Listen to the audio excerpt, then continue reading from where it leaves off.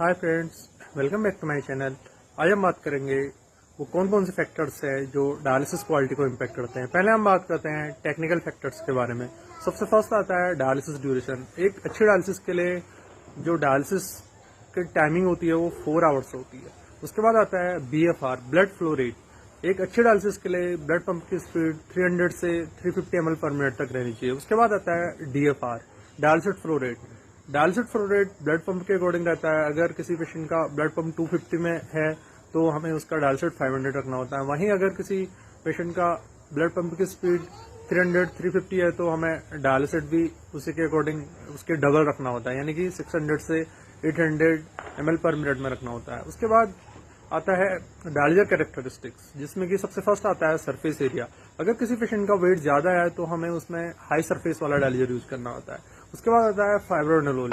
अगर कोई पेशेंट का वेट ज्यादा है तो उसमें हाई फाइब्रोनोलोन का डायलिजर यूज करना होता है। उसके बाद डायलिजर की कैटेगरी आती है लो फ्लक्स या फिर हाई फ्लक्स। जो हीमोडायलिसिस होती है जनरली उसमें लो फ्लक्स और हाई फ्लक्स डायलिजर यूज होते हैं। लो फ्लक्स डायलिजर की कंपेरिजन में हाई फ्लक्स डायलिजर में क्लियरेंस ज्यादा आती है। उसके बाद आता है नंबर ऑफ यूज, यानी कि जो हम डायलिजर यूज कर रहे हैं वो नंबर ऑफ यूज में कितना है। उसके बाद आता है डायलिसिस कंपोजिशन, यानी कि जो इलेक्ट्रोलाइट्स हैं जो हमने डायलिसिस प्रिपेयर किया है उनको रेंज में है या नहीं। अगर वो रेंज में होंगे तो क्लियरेंस भी प्रॉपर होगी। उसके बाद आते हैं पेशेंट रिलेटेड फैक्टर्स। इसमें सबसे फर्स्ट आता है वेस्कुलर एसेस, यानी कि जो पेशेंट का फिस्टुला आर्म है उसमें स्टेनोसिस थ्रोम्बोसिस तो नहीं है जिसकी वजह से जो पेशेंट का ब्लड फ्लो है वो पुअर हो रहा है। और सेकंड आता है रिसर्कुलेशन। जब किसी पेशेंट का कैथेटर होता है या फिर कैनुलेशन के टाइम पे निडल काफी पास लगती है तो ऐसे पेशेंट में जो ब्लड होता है वो रिसर्कुलेट होता है और जो डायलिसिस की क्वालिटी को इम्पैक्ट करता है।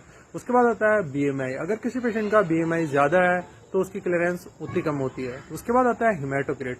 अगर किसी पेशेंट का हिमेटोक्रिट लो है तो उसकी क्लियरेंस हाई रहेगी। उसके बाद आता है कार्डियोवास्कुलर डिजीज। अगर किसी पेशेंट को कार्डियोवास्कुलर डिजीज है तो उसका डायलिसिस क्वालिटी लो रहती है। उसके बाद आता है जेंडर।